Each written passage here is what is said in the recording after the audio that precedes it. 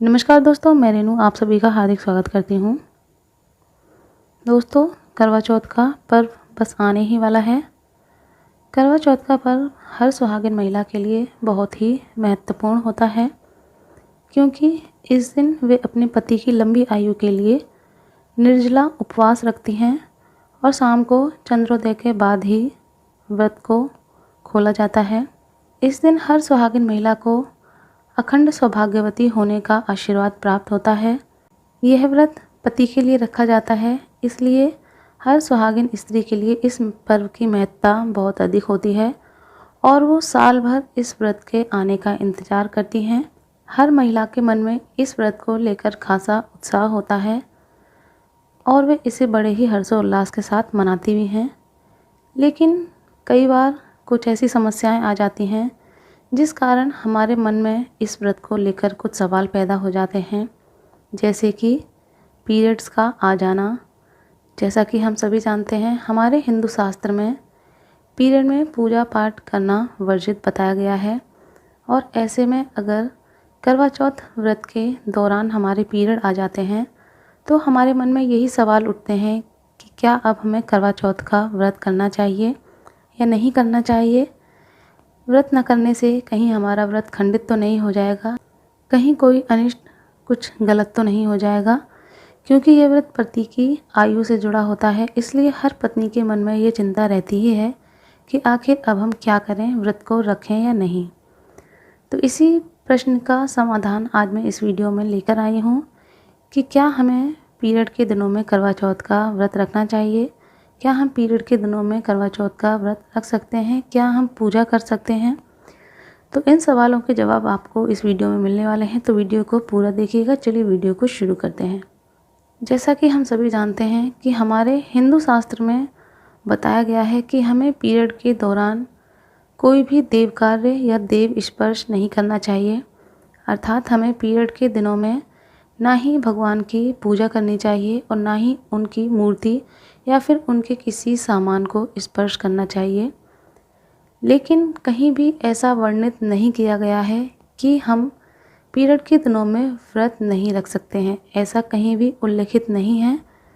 तो पीरियड के दिनों में हम करवा चौथ का व्रत कर सकते हैं, और करवा चौथ का ही क्या, कोई भी व्रत है हम उसे पीरियड के दिनों में कर सकते हैं। बस हमें इस बात का ध्यान रखना है कि हमें कोई भी देव कार्य या देव स्पर्श नहीं करना है, अर्थात हमें पूजा नहीं करनी है और ना ही मूर्तियों को स्पर्श करना है। इन बातों का ध्यान रखते हुए आप करवा चौथ का व्रत कर सकते हैं। जिस तरह से आप हर साल करवा चौथ का व्रत रखती आई हैं, उसी तरह से आप करवा चौथ का व्रत रखिए। अच्छे से तैयार होइए, जिस तरह से आप हर साल तैयार होते हैं, और व्रत करिए और व्रत रखिए जैसे भी आप रखते हैं। अगर आप के यहाँ निर्जला व्रत किया जाता है तो आप निर्जला व्रत कीजिए। अगर आपके यहाँ पानी या जूस वगैरह के साथ व्रत किया जाता है तो आप वैसे कीजिए।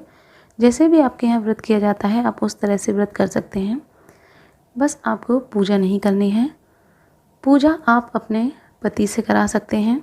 सुबह आप जिस तरह से हर साल नहा धोकर तैयार होते हैं उस तरह से तैयार हो जाइए और सुबह पति के बाहर या ऑफिस आने से पहले उनसे सुबह की पूजा करा लीजिए। ज़रूरी नहीं है कि जिस तरह से आप पूरे विधि विधान से करती हैं उसी तरह से करें, क्योंकि उनके पास इतना टाइम नहीं होता है, उन्हें बाहर जाना होता है, ऑफिस जाना होता है।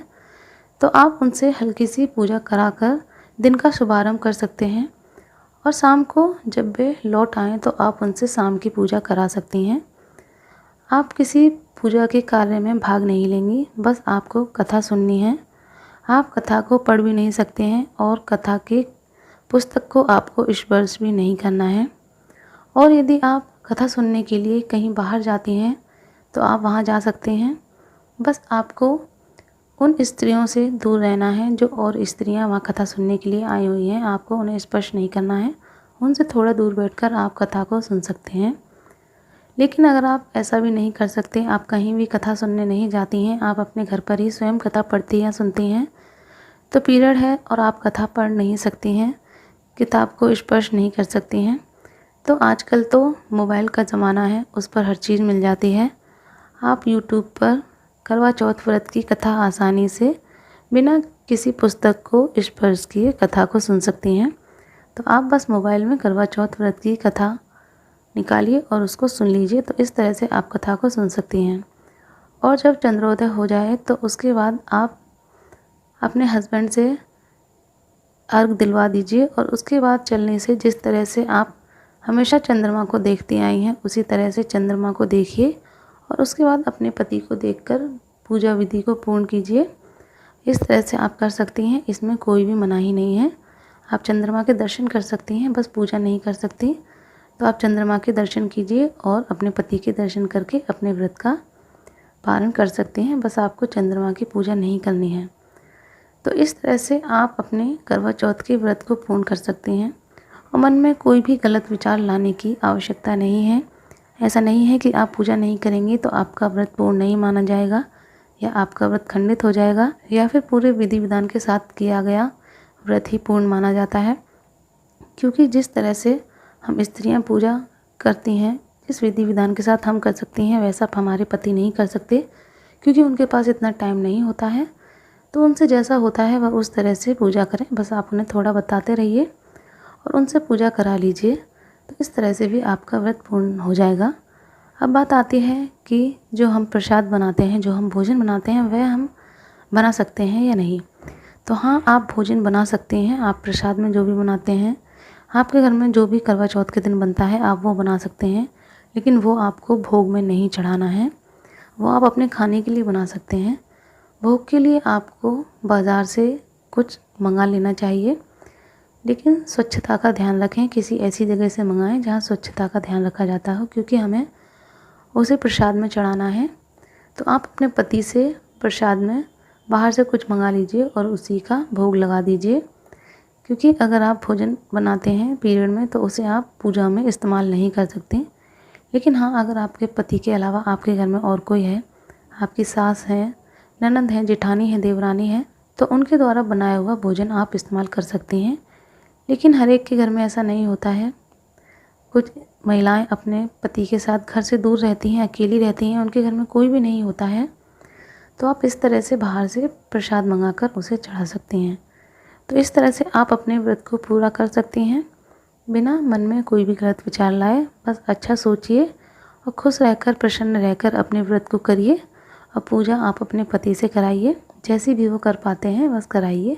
आपका व्रत पूर्णतः पूर्ण माना जाएगा। क्योंकि पीरियड होना कोई हमारे हाथ में नहीं है, यह एक प्राकृतिक प्रक्रिया है। यह होती ही होती है और ऐसा नहीं है कि सिर्फ हमारे साथ, ये हर एक के साथ होती है। तो इसमें हमारी कोई गलती नहीं है। बट जो हमारे शास्त्रों में लिखा होता है वह भी हमें मानना होता है। तो उसके हिसाब से हम व्रत कर सकते हैं। बस हमें कोई देव कार्य में भाग नहीं लेना है और प्रतिमाओं को स्पर्श नहीं करना है। तो इस तरह से आप करवा चौथ का व्रत कर सकते हैं। तो आशा है आपको हमारी ये जानकारी पसंद आई होगी। अगर पसंद आई हो तो प्लीज़ वीडियो को लाइक और चैनल को सब्सक्राइब ज़रूर कर लीजिएगा। मैं मिलूँगी ऐसे ही नेक्स्ट वीडियो में। तब तक के लिए